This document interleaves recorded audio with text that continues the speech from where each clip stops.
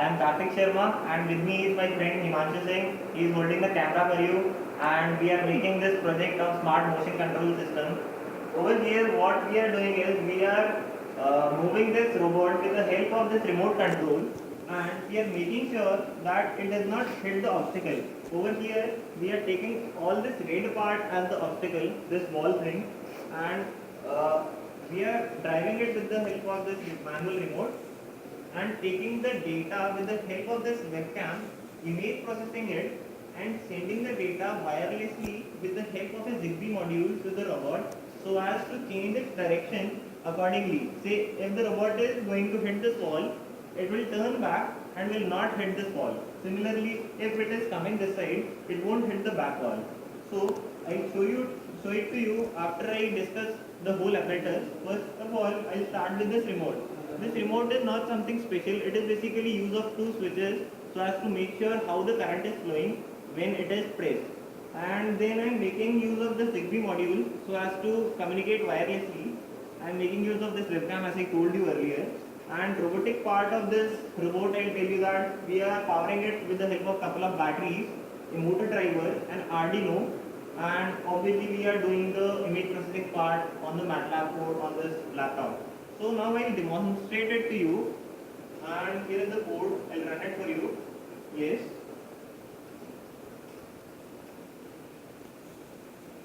Yes, you can see that first of all we are taking the coordinates of the whole boundary thing, the obstacle part, and then we'll image process what are the relative coordinates of this green and blue part attached to the robot and find the relative distance between the coordinates of the obstacle and the robot. Yes, now I move the vehicle with the help of this remote control. You can see I am moving it back and you can see that it automatically came forward. Yes, and yes, you can see this thing. So that is how I have shown you that in spite of whatever I am giving the data, irrespective of whatever the data I am giving, it is basically being driven by the image processing code as soon as it comes to a location very close to this red part.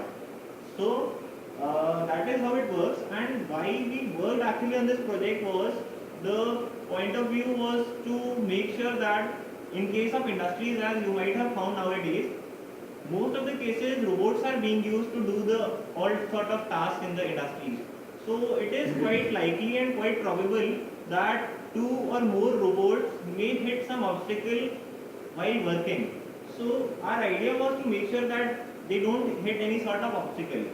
And further, such kind of application can also be made use of in case of war areas when a remote controlled drone plane may be carrying a webcam and it will be having the whole scene of the war area and it can direct the vehicles and the tanks over there accordingly. And now there may be a few questions that may be clicking in your mind that why I am making use of these two Arduinos over here. That may be coming to your mind because as we run the Arduino program, I could have used this remote in the same Arduino. Also, I could have made the serial communication from the very same Arduino. So let me tell you that since I am integrating the Arduino with this MATLAB thing, so I need to define a COM port for the serial communication as well as a COM port for this Arduino process. I mean the remote thing. So that is why I had to use two Arduinos over here. And yes, the second question that may be popping up in your mind is that why did not we make use of proximity sensors? It is a very much obvious question that may be coming to your mind.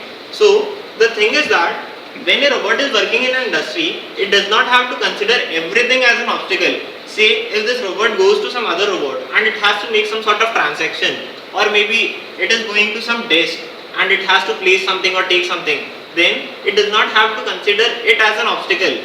So that is why this image processing thing is much more better than the proximity sensors used. And here we have made use of color recognition for making sure that it does not hit the wall. But so as to enhance this project on a larger scale, we can also make use of shape recognition which will enhance this project much more. And that is how we worked on this entire project, and we were backed by electronics section IIT Roorkee, and that's all about the project. And to be more updated, keep updated with electronic section advisory. Thank you.